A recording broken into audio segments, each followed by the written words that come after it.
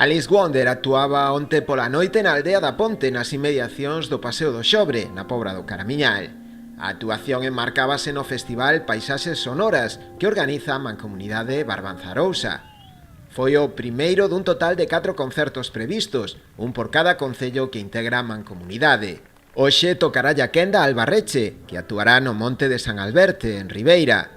Mañá sábado seguirá Boiro co concerto de Davide Salvado e Cibrán Seixo, na antiga canteira situada na Praia da Retorta, para rematar o domingo en Rianxo, con saxos de Laverno, que actuarán no Pazo de Rianxiño.